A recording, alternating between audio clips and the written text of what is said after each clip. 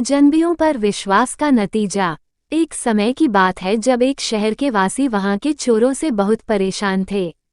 लगातार चोरियों की घटना से सबक लेकर एक बार एक नौजवान पुलिस अफसर ने वहां के सारे चोरों को पकड़ने के लिए रणनीति बनाकर सभी चोरों को पकड़ना शुरू कर दिया।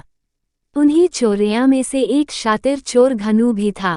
जब घनू चोर को लगा कि पुलिस उसे भी पकड़ लेगी तो उसने फैसला किया कि वह शहर से कहीं दूर जाकर छिप जाएगा।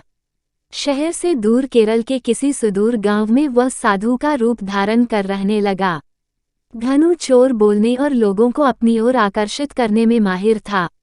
घनू चोर अब साधु बाबा बनकर गांव में रहने लगा। अपने प्रवचनों से वह लोगों में एक सन्यासी बाबा और ज्ञानी कहलाना लगा। एक दिन उसके पास एक व्यापारी आया और घनू चोर यानी कि साधु बाबा के प्रवचन सुनकर बहुत प्रसन्न हुआ।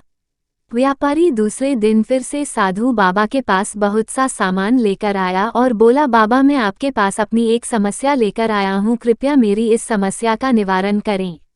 इतना कहने के बाद व्यापारी ने एक पोटली निकाली और साधु बाबा के हाथों में थमा कर बोला, बाबा आजकल चोरों का आतंक बहुत ज्यादा है, इसलिए कुछ समय के लिए ये सोने की पोटली आपके पास रख रहा हूँ।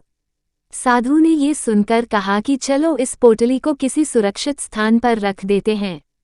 उसके बाद दोनों ने एक बड़े पेड़ के नीचे उस पोटली को दबा दिया। अब सारी रात भर घनू चोर यानी कि बाबा उस पोटली के बारे में सोचता रहा कि यदि यह पूरा सोना मुझे मिल जाए तो वह शादी भी कर लेगा और पूरा जीवन बहुत ही अच्छा व्यतीत होगा।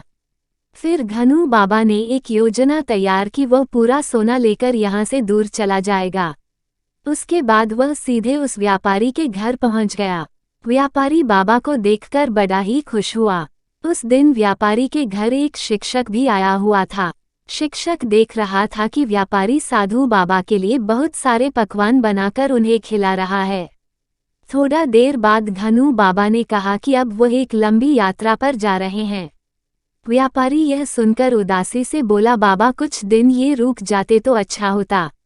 घनू बाबा ने सन्यासी की भांति कहा, भक्त साधुओं का एक ठिकाना नहीं होता है। साधुओं का काम तो घूमकर संसार में ज्ञान बांटना होता है।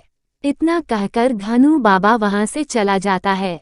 थोड़ा देर बाद घनू बाबा फिर से वहां आ जाता है। उसके बाद व्यापारी उनके वापस आने का कारण पूछता है। घनू बाबा कहता है कि गलती से मेरी धोती में तुम्हारे घर से एक घास का तिनका आ गया है, उसी तिनके को वापस लौटाने आया हूँ। उसके बाद घनू बाबा ये कहता कि सच्चा साधु कभी किसी दूसरे की वस्तु नहीं लेते। इतना कहकर साधु वहां से चला जाता है। उसके बाद शिक्षक ने व्यापारी से पूछा कौन थे वह साधु बाबा। फिर व्यापारी ने शिक्षक को अपने सोने की पोटली के बारे में बताया तो शिक्षक ये सुनकर हंसने लगा और व्यापारी से बोला, तुम लूट गए हो। व्यापारी झलाकर बोला, क्या मतलब?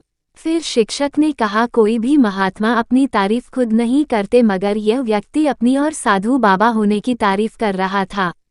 अगर यकीन न हो तो खुद जाकर देख लो जहां तुमने सोना दबाया है, शिक्षक ने कहा।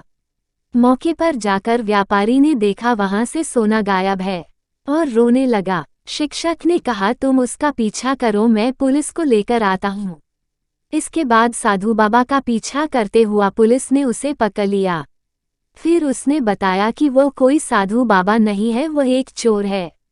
दोस्तों, जीवन में आंख बंद कर किसी पर एकदम से विश्वास नहीं करना चाहिए, चाहे वह साधु ही क्यों न हो।